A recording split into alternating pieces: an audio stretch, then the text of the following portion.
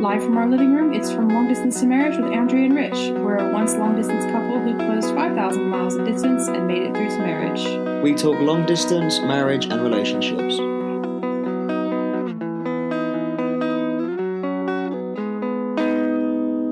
Hi everyone, and welcome to episode 20 of From Long Distance to Marriage.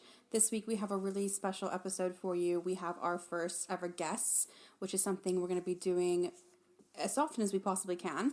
But in this episode, you're going to be learning about a really interesting couple and a book that they've created for the long distance community.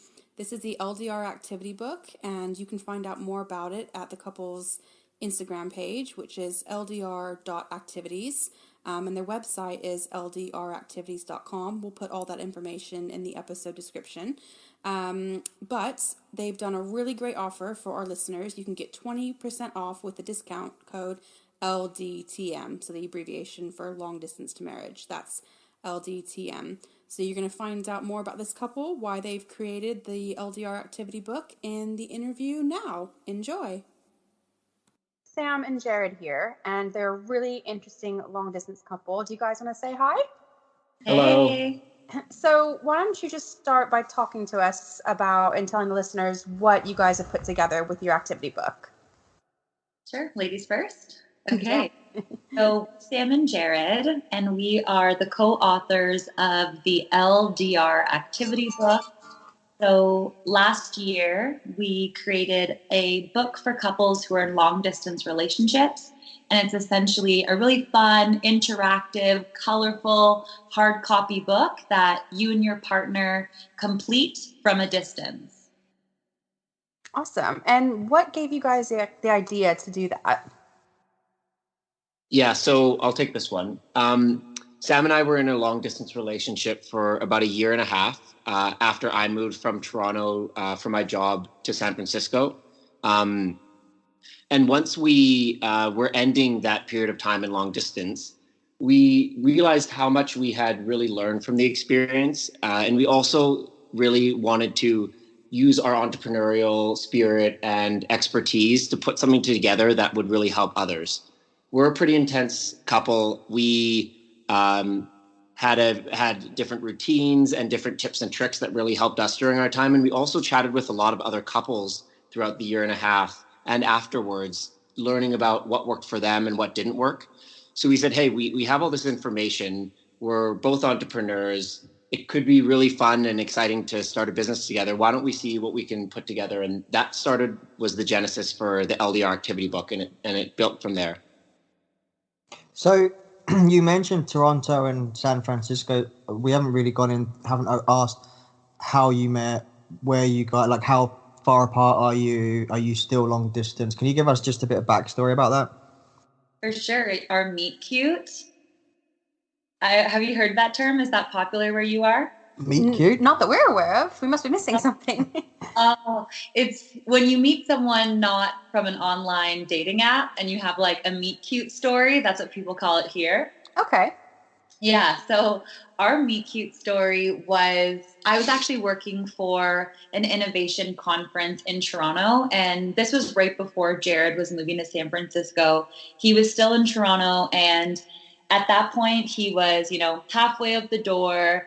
He was not interested in a girlfriend. He was moving in a couple months. And I was, I had been single for a couple of years. And so I was in like a different stage of my life, but working at this conference, and I had to find different speakers who would speak at it. And he was working at Uber at the time. And I had reached out to Uber and they suggested Jared to speak on the panel. So we connected over email and I had to get him to send me his headshot. And I totally remember the day I received it. I was sitting in my cubicle beside someone and I was like, "Ooh, this guy's pretty cute." And then didn't think anything of it. The day of the conference, I actually didn't even go to his session. I had a few sessions happening, so we didn't meet. But then a month later, at just a random house party, we were both there on the dance floor, introduced ourselves, and I was like, "Oh, are you Jared from Uber?" And then kind of the rest was history from there. That's crazy. That's one of those things that makes you think some things are fate. You know what I mean? Like that you'd been talking and then you just happened to actually meet in person and then put two and two together who the other was. I know. I love that. It was such a fun night. And like I said, he was moving a couple months later. So it was always meant to be just like a temporary fun summer fling. But I always say that's kind of why it worked, because we let our guards down and we weren't playing a lot of games that you might do in the beginning of a relationship. And because of that, fell in love and decided, even when he went to San Francisco a couple months after meeting, let's just try long distance. So Jared, from your perspective, obviously you were the one moving. This relationship was very fresh and new. Did that kind of change the way you felt about moving to San Francisco? Did it put any reservations into your mind? A little bit, yeah, for sure. It was definitely a very interesting time in that I didn't know the dates, but I knew at some point in the next few months I'd be moving. And this was also one of the reasons we decided to create the book, was we had both heard so many horror stories about long distance, and people said it never works. It's going to ruin your time in San Francisco. Don't do it. So we definitely had a lot of reservations going into it. And part of our kind of goal for this book is to take away some of that stigma around the fact that long distance can't work, because they actually can work, especially if you're thoughtful about how you go about it. So there's definitely some reservations, but I'm extremely happy that I went, and it was a really cool experience that I'm very happy to have shared with Sam in a long distance relationship. And we also feel that really helped escalate our relationship, because we'd only known each other for a couple months. And so we didn't still know a ton. And you had to develop that relationship using just, written and verbal communication. And you couldn't plan dates or, just watch a movie together in the traditional sense. So that really escalated things. Like, we got really close and pretty serious quickly, because in long distance, if you're not aligned, sometimes it can bring more of that what's the point a lot quicker. Yeah. Yeah, I mean, you make a really good point there, Jared, because about wanting to reassure people that long distance can work, because we're obviously active on Instagram, which is how we started talking, and then we're also active on Reddit, and quite a lot of the messages that we get or the conversations we see happening are people who haven't yet closed the distance, and as you also said, maybe they're hearing negative influence from outside people who, it's never going to work, you're wasting time, you're missing out on opportunities here and now. And they're at that stage of wondering, do I listen to that and give in, or, they need that, I suppose, that positive reassurance they can work. Yeah, and I think that's something we experienced too, people thinking kind of what you said, Sam, like, what's the point? Without giving too much away in terms of the tips that are in the book, before that, I don't think we've asked, how long have you guys been apart and together now? Sure. So he was in San Francisco for almost 2 years, and I was living in Toronto that whole time. And since he's left San Francisco, we're still kind of long distance. He's in Vancouver. I'm in Toronto, which is the complete opposite ends of Canada. Right. Yeah. East Coast, West Coast. But part of this journey we've been on together entrepreneurially is we've both now quit our jobs and are both doing the whole kind of laptop lifestyle. And so we're able to spend a lot more time together, but we still aren't living in the same city. For example, right now we're taking this interview from Medellin, Colombia, and we're traveling together for 4 months. Yeah. So is that laptop lifestyle, is that to do with the book, or are you doing other projects alongside that? Other projects as well. The book was our first thing we've done together, and then we both do some freelance on the side. So, sorry, what was the question you were going to ask? You're taking this all sequence. I was just going to ask, without giving too much away, because I know that, Jared, you said there's a lot in the book about, removing that stigma around long-distance relationships. But how did you guys cope, in those early stages when people were saying things to you like, oh, you're going to be moving, don't bother, get this relationship started? I mean, what were the conversations you had, or the coping mechanisms that you use to kind of ignore that and move forward? Yeah, I think if you were to summarize a lot of the book into one thing, it's about really aligning on different things with your partner. So we spent a lot of time thinking about and talking through what success and what would work for us, because a lot of what I had seen in other long distance relationships I wasn't that excited about. For example, I thought in a long distance relationship that meant you had to go on the phone with your partner for an hour or two each day, or I thought that meant you wouldn't be able to go do activities with your friends on the weekend because you'd have to have a Skype date or something with your long distance partner. When in reality, that might actually be what works for some people, but for others, and what worked for us was really quality over quantity in terms of our interactions. We both have a lot of projects on the go. I was in a new city making new friends and doing new activities. Sam has a pretty active social life and entrepreneurial life in Toronto. So we said, hey, we don't need to get on FaceTime every day. Why don't we choose 2 or 3 times a week and really be thoughtful about those conversations, come with things to talk about, be excited for them, turn off distractions, really be present. And I think that was one of the really a turning point for especially me in terms of getting more excited about this long distance relationship, and that I could share what was happening in San Francisco with my partner, but it wasn't detracting from my day-to-day life. It was actually just enhancing it. That's really interesting, because I think people do have that general idea. Like, you're tied to your phone, you're tied to your laptop. You can't have a life outside of whether you're in school or you're working, and then you just have this relationship. But really, a long distance relationship is just like any relationship. It looks different for every couple, and it does. And I think something we've said either in a previous episode or the blog, I can't remember which, maybe both, but we've said about how in some aspects you can have more you time in a long distance relationship. Although there may be this idea or this stigma even that you're spending all your time on the phone or, Snapchatting and text messaging, whatever it might be. I think if you're physically present as a couple, there's often more pressure, I think, to be always with that person. Whereas when you're long distance, it's like, one, you may be awake at completely different times. yeah. Or you maybe I've got school or work or, whatever. I just think in a lot of those relationships, you can be more present with yourself. Yeah, potentially. Yeah. I totally agree. I think Sam and I both agree with that. For sure. Like, it allowed us to pursue our own passions, but have somebody by your side to help you. But yeah, you can really explore yourself and your own passions at the same time. Yeah. And like you said, a word that really kind of stuck with me. You said earlier, talking about making sure that you're aligning with your partner. And I think that's so important, especially, it's important in any relationship, but particularly with long distance. It's very fortunate that you're both very kind of independent sounding entrepreneurial spirits.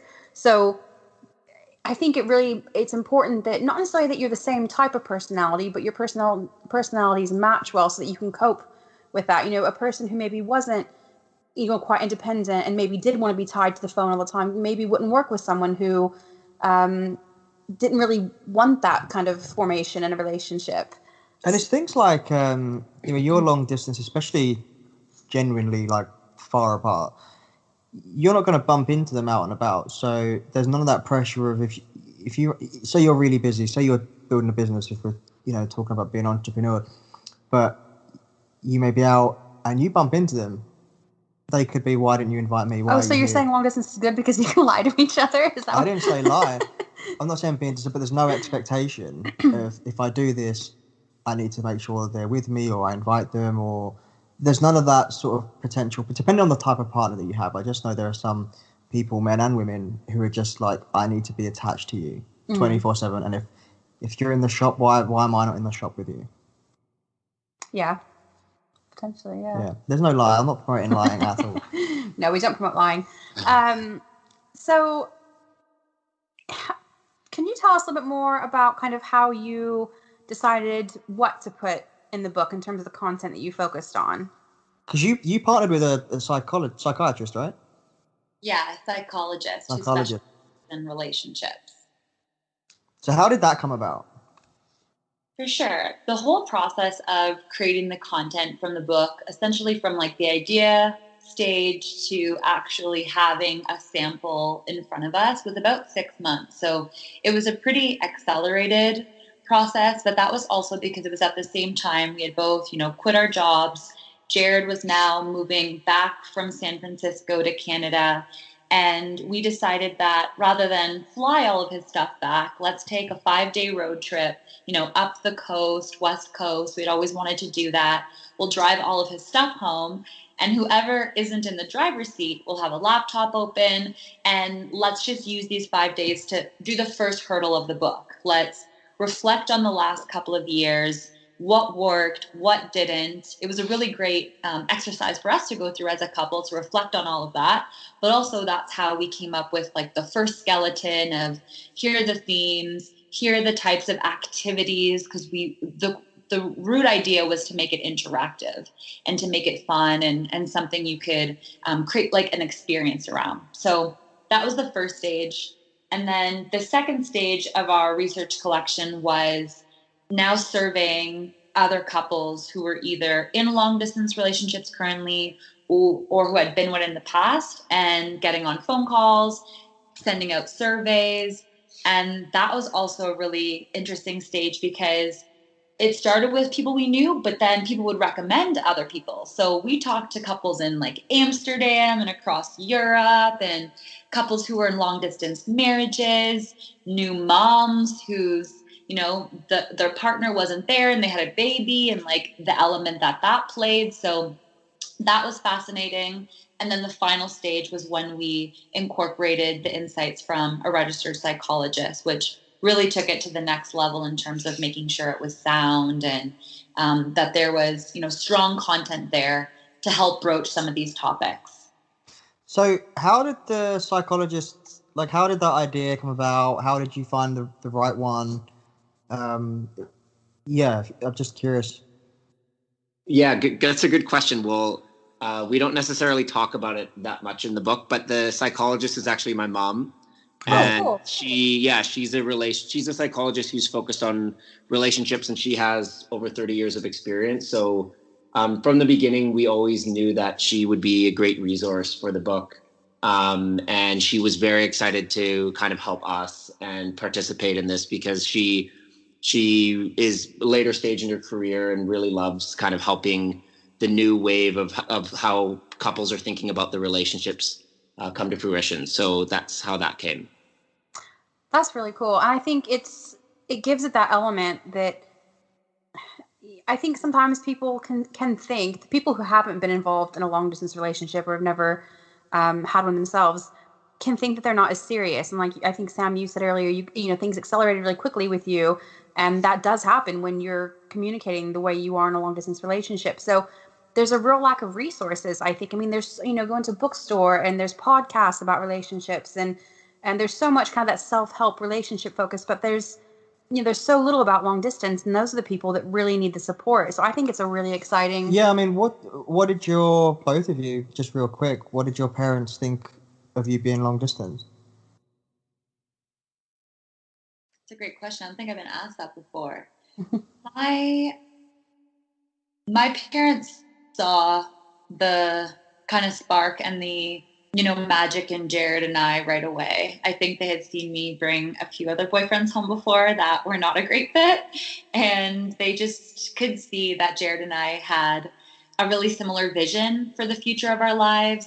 And we were really aligned on the type of lifestyle we wanted to be living. And so it was very bittersweet when he was leaving. We were excited for him, but also, it was sad. So at least on my side, they were very supportive, but maybe different for you because you were, moving away, I was staying. I think the support was also there. My sister actually, who's now married to her partner, she was in a long distance relationship with him for a while he was still at school, and she was living back in Canada. So my parents had seen a long distance relationship be successful in the past. And I think the conversations I had with them, which is also what we've incorporated into the book in some capacities, along that same theme of just like, make sure you guys are on the same page, both in terms of how serious the relationship is, how often you want to talk, et cetera, et cetera. And as long as that's the case, and you're feeling excited about being in San Francisco, then go for it. So I'm going to put you on the spot. We've had some messages lately from a few people, haven't we, about they haven't been getting that support from their family and friends too. And friends, we had one message from someone who's very close friends. We kind of got the feeling that they perhaps jealous. They were making it about themselves. Like, I'm not getting the attention from you since you've been in this long distance relationship, and we've been speaking to someone whose parents don't really get it. And so, having been through what you've been through in the book, referring back to what you said before, Jared, about people needing to hear the reassuring stories of success. What advice would you have for people in that situation who might be listening? I guess whether you're long distance or not, I think no one can really know the details of your relationship other than the people who are in your relationship. And so it's great to get insights and from other people, and it's great to have a sounding board that's third party and hopefully unbiased. But for the most part, it's about you and your partner. And I think that you should stand strong on what you and your partner feel and what you and your partner want to do. And at the end of the day, it's your relationship. And I think that's sacred. And I've seen it go other ways where maybe it's a group of friends and they're all single and the first one to get a boyfriend, and how that can change the dynamic. And that happened to me a lot more when I was younger. I'm now in my late 20s, and I hope that's a generic thing, that as we age, that kind of dynamic starts to go away.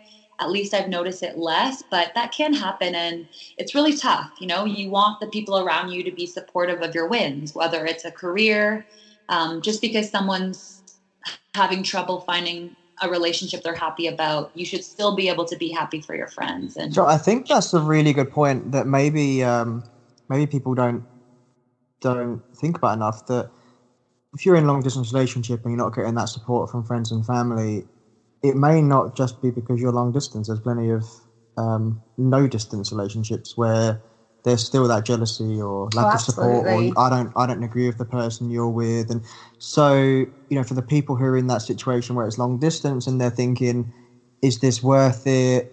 I'm not getting the support. You equally may not get the support. It may be just as much, maybe just as much trouble, I guess, even if they weren't long distance. Yeah. And it's really interesting because the two people that Rich sort of mentioned that have messaged us recently, they both met in an online capacity and haven't met in person yet. And obviously, like you said, you guys didn't meet in an online dating app. So your family got to know you both, and then you became long distance. So I wonder, if there's just a bit more understanding on that, because there's not so much mystery surrounding it. The conversation we had with one of those people was, they're at the point of trying to meet, and then I think for parents it kind of that raises the stakes a little bit of, hang on, this is to us at least the strange, because to you that person, they're a real person, but to the family and friends, they're sort of abstract. They're just a name. They're this person they hear about a lot, yeah. And then those parental concerns and fears come up, and it's like, why do they need to get a boyfriend or girlfriend in another country? Why can't they get one at home? Why are you? Is it safe? There's catfish is pretty well known now, and all those kind of concerns. Is that something you guys have dealt with or spoken to people about? There's a big online community in that exact scenario that we didn't really realize until we started to market our book in a few different ways. There's Facebook groups all about this. There's Facebook groups with the intention to actually connect people who are not in the same city and create long distance relationships. So I think the same way you need to be cautious of someone you meet in person, and have your guard up a little bit in terms of their intentions or their background. I think there's also just as much excitement of, I'm not limited to the people down the street. As the internet has changed things and globalization and social media, I think that just creates more opportunity to find better matches. And to me, I choose to see that as an exciting thing. And of course, be careful, but I would also be careful if it was someone I met at a bar down the street. So use judgment, I would say, but I wouldn't get discouraged by that personally. What about you? Yeah, me neither. I think it's a reality of the way the world is moving. We're taking this call right now from Colombia, which I mean, a lot of people would say is dangerous, or maybe it's not a good idea to travel there. But the reality is, with globalization and the internet, people are moving around, and relationships are also moving around. So I think it's one of those things that over time people will get more and more used to. It's still something that seems foreign to a lot of people, but I don't think that should stop you from pursuing your passions and pursuing relationships with people whom you're passionate about and whom you're connecting with. Although at times it will be hard, just like at times our traveling and being in a different country and trying something new is hard, but the reward is definitely well worth it. Yeah, I agree. And I think, because you guys obviously from the same country and we're from different countries, but very much similar cultures, America and the UK. But what we're seeing a lot with the online communities that you guys mentioned is where long distance, the world's getting so much smaller and long distance is becoming so much more popular that we're seeing people from completely different cultures, even different languages, coming together, which can only be a good thing. Oh, totally. And I love what you said, Sam, about it being an exciting thing and kind of opening up all these opportunities. I mean, I grew up in a really, not small town, but a town that's certainly not really on the map in Arizona, and never dreamed that I'd, meet a guy, whether I met him in person or online. I mean, we did meet online and then end up living outside London. I mean, it's just not something that you ever imagine is going to happen. And I couldn't be happier that it did. Like, it's funny that people say, oh, of all the people in all the world, what are the odds that your soulmate lives down the road? And yeah, that's kind of how it's traditionally had to be. And now we've got the flexibility to find, genuine connections anywhere in the world. Like Sam said, better matching, really. Yeah, with no language is a barrier, but it's not a barrier in the sense that people are overcoming it. And even then, technology, you can download an app to learn languages now. Everything's just so much more accessible. Yeah, I think this is more of a culture change on like a bigger scale than just about relationships. This is just how things are moving, and yeah, I think it's really cool. Yeah, I think you're right. It's all over the world and so many aspects of our life that everything's just, there's so much more interconnectivity. Mm-hmm.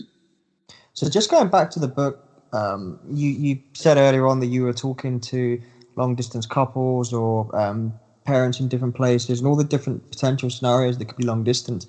Do you want to go into a bit of detail about how you found those people, and then sort of as an extension of that, when you were marketing it, how did you find the people that would be the audience for you?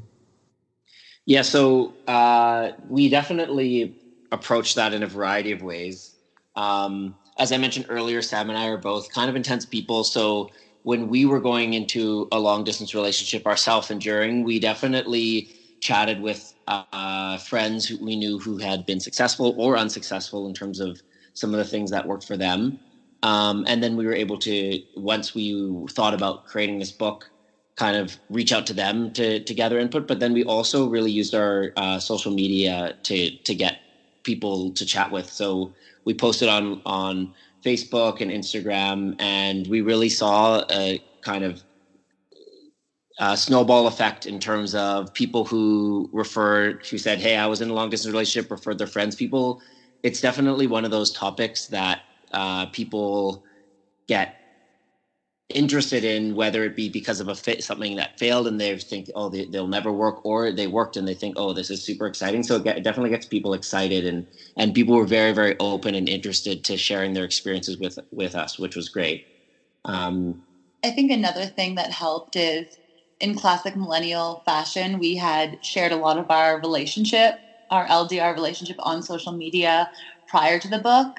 And so people knew we were in a long distance relationship. I'd go visit him and, do tons of posts about it. Or, you'd send like a screenshot from your FaceTime conversation on Instagram and the birthday post, wish I could be there. So we had definitely put content out there that we were in a long distance relationship. And that also kind of created opportunities for people to reach out to us prior to the book, even to say, like, how the heck are you making that work?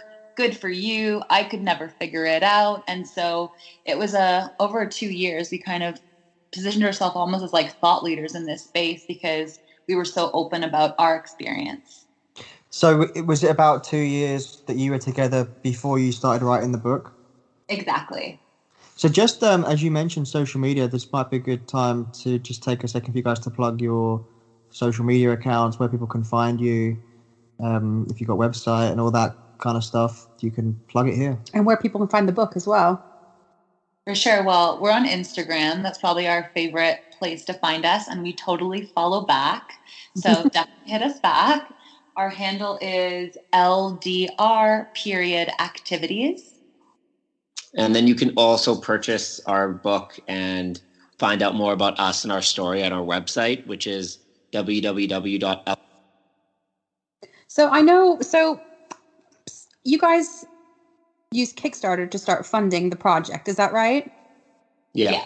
So for people who maybe don't know what that is, can you tell us a little bit more about what Kickstarter is and then how you managed to reach your goal? Because you had a pretty big goal, right? Yeah, our original goal was $6,000. Essentially, Canadian or US? Canadian.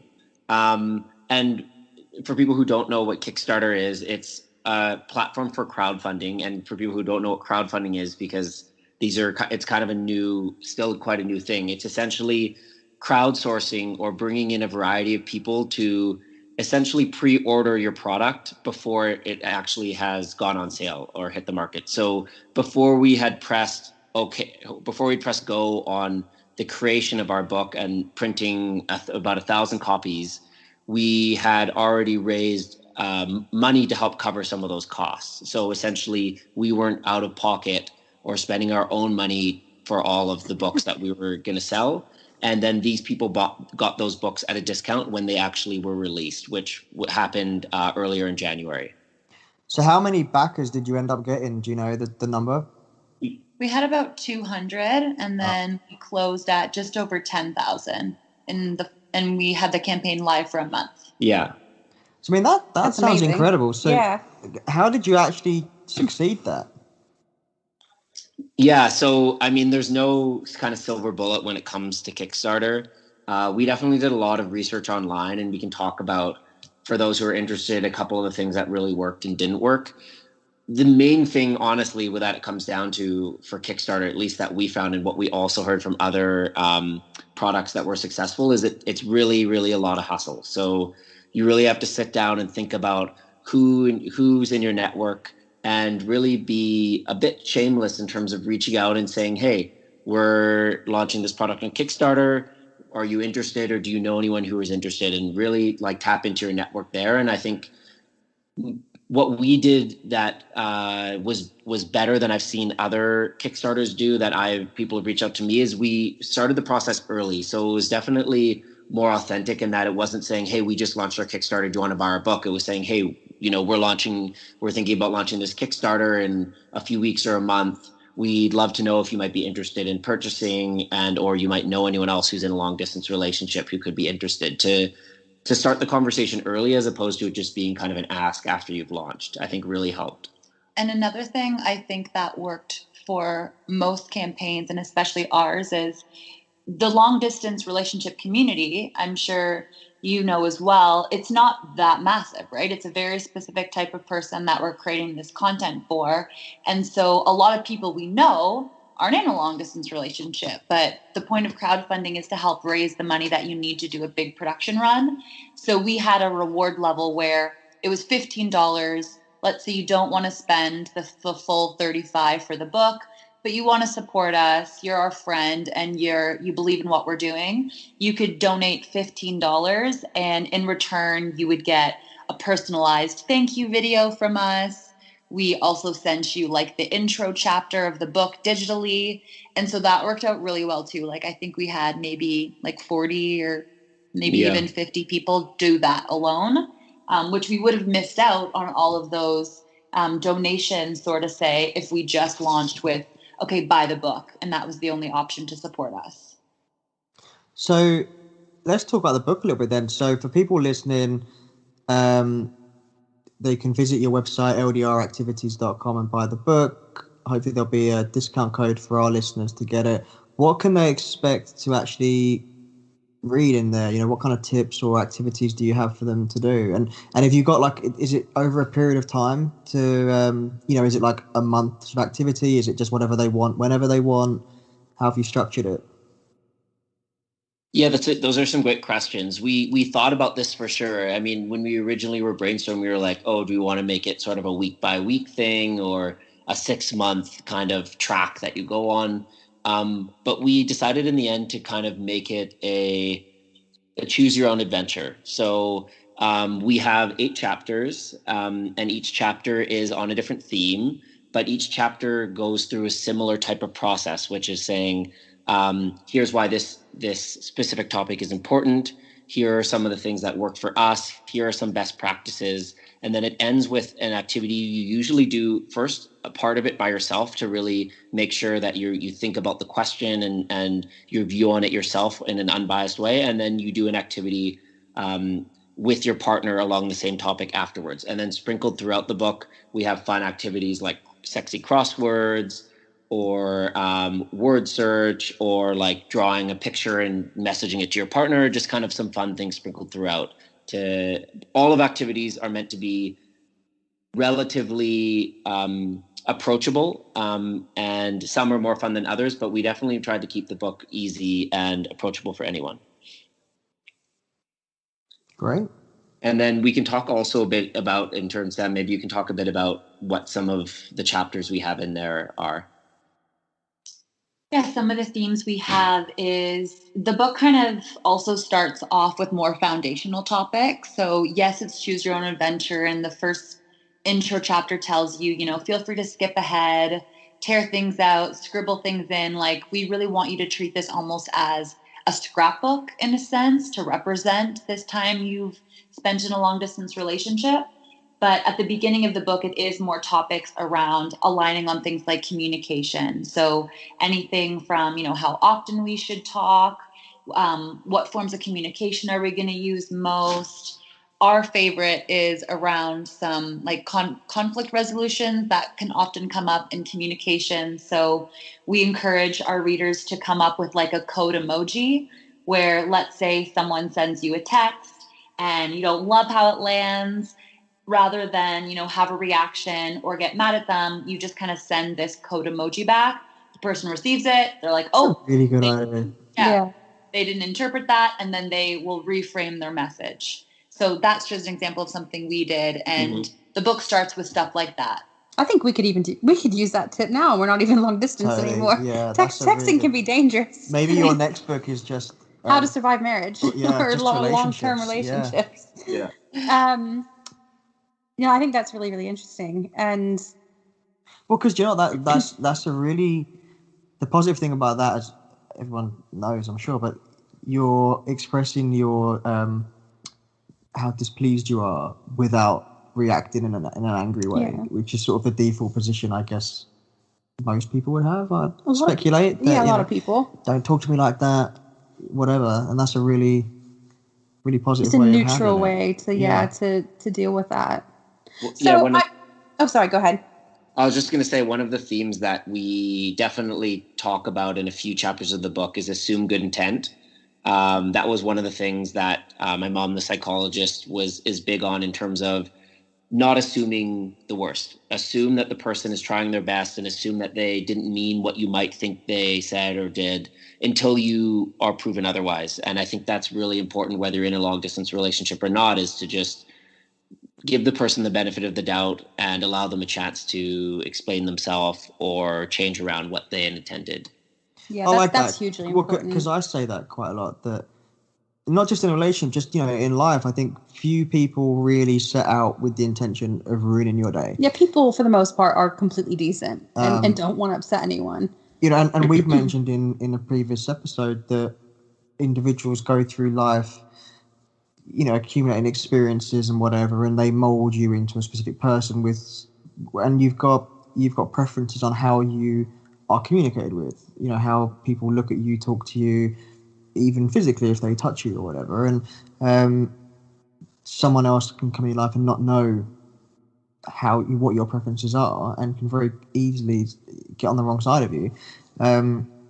But yeah, I think carrying around that in the back of your mind, that assume good intent, they're probably not out to deliberately irritate you. I mean, I think that's can gonna carry be- you a long way. That's going to be my new motto. I think totally. Like, that translates, I mean, completely just out of a romantic situation. Yeah, I mean, all that's across, work. like work, That's people, friends. you know, people driving on the roads, people who are in front of you in the supermarket. You know, everyone's just about their own day, trying to get where they need to go, and I think that's a positive outlook. Thank your mom for me, because that literally is my new motto. I will. So I have a question about the book, and some listeners might have this question if they haven't seen you guys online before. Does each person need one book in the couple? So does the couple need 2 books? Can they just have one copy? What's the best way to do that?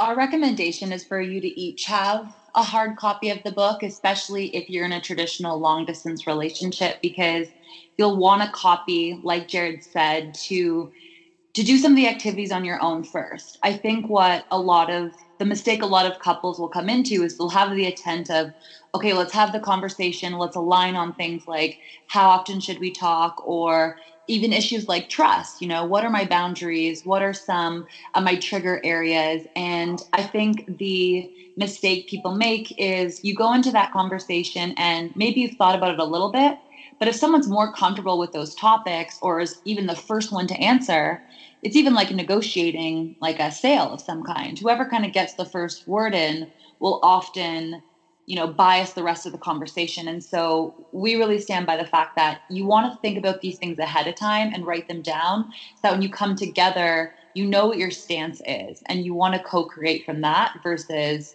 whoever's the loudest voice in the room. So for that reason, we definitely encourage you to both have your own copy of the book. But of course, some couples will just have one. And we do have a lot of couples who aren't in long distance who just want to do the activities and some of the personality compatibility tests that we have in the book.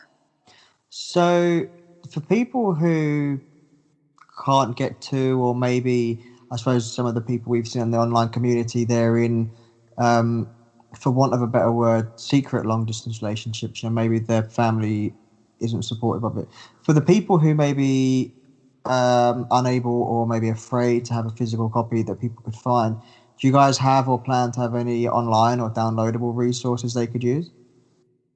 Well, right now when you sign up for our email list on our website, we provide a digital copy of the bonus chapter of our book, which is actually all about LDR sex. And funny enough, we listened to one of your podcasts all about this topic for some inspiration on that, because in our actual book, we don't broach that subject too much. I think we blush too much when we talk about that. So there was a lot of blushing during that episode. Don't get us wrong.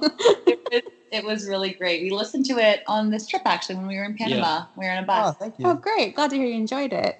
Yeah, it's a new chapter we just released. It's live right now. So we have that. And then we also have the intro chapters downloadable. But for the most part, we really want to keep it a hard copy just because of how much of it you want to fill out and include things in. Yeah, and you want to keep the integrity of it to be as good as it can be. Yeah. Yeah. Well, also, like you said, Sam, it's like a scrapbook. And I can only imagine, once people close the distance and they're together, how fun it would be to go back through the hard copy and see how much things have changed or how much hasn't changed. Yeah, I mean, we spoke recently about time capsules, didn't we? Yeah. And making one. And I can well imagine this book being the beginning of a time capsule. Yeah. And I mean, we when we were long distance, there was not WhatsApp, there was no iMessage. It was literally emails. It was the Stone Age. But sometimes now, like, I'll go down the rabbit hole sometimes and start reading old emails, and it's that nostalgia that comes with, definitely, those heightened emotions from when you were apart. And I think this book, like you said, having that hard copy as a scrapbook just can really be something valuable to hold on, something tangible to show what you went through and the conversations that you had together, which are so important. Yeah. Yeah, I would say get a better hiding spot. Get a safe in your room somewhere. Totally. We've had so many people ask us that, like, oh, the future is online, you're making a mistake. And when you're in a long distance relationship, so much of your relationship is digital. Yeah. So much of it is already text and reading and it's nice to have something physical when you can't be physical together. And so, we really stand by the hard copy. Yeah, and I think also just where life in general is all becoming digital and on one device. And relationships aside, it's nice to have anything physical. I mean, yeah, like when I get a Even letter, DVDs don't exist anymore. when yeah. I get a letter that's not a bill, I am so excited. Like, Yeah. it just doesn't happen anymore. Like something physical. Well, like our nephew wrote me a letter the other day. So he lives in California. Yeah, he's my sister's little boy. Yeah.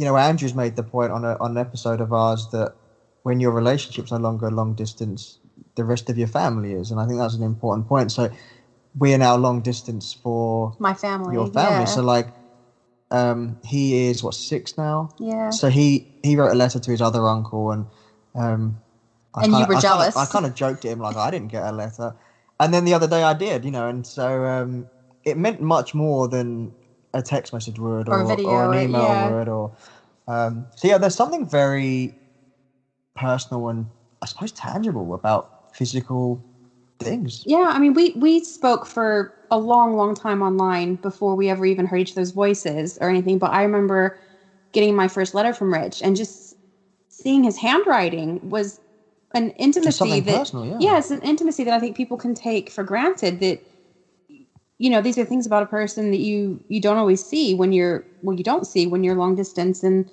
yes, having something tangible, basically, what I'm saying, something physical like this book is kind of a relief from everything being digital, like you said.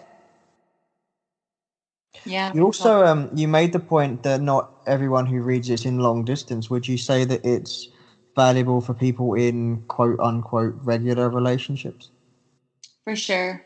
Yeah, especially because we had so many other friends that were in relationships who weren't in long distance by the book and have done some of the activities. And the first couple chapters are around like personality tests you can take to really, from a scientific level, understand how your personalities impact your relationship, as well as the love languages. We love that test. And those are just... we do too, yeah.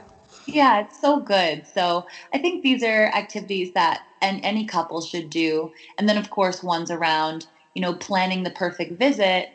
There's a variation of it where it's planning the perfect trip together. So we try to have some nuances in there so that couples who aren't in an LDR can also participate and get value as well. Awesome. Yeah, that great. Sounds really interesting all across the board.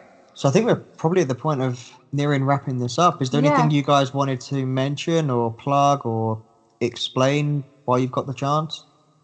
No, we really appreciate this opportunity. It's our first time being on a podcast. So you're our first guest. And we're really excited about it. You're a very exciting first guest to have. Thank you. Yeah, thanks so much for having us. Yeah. Absolutely.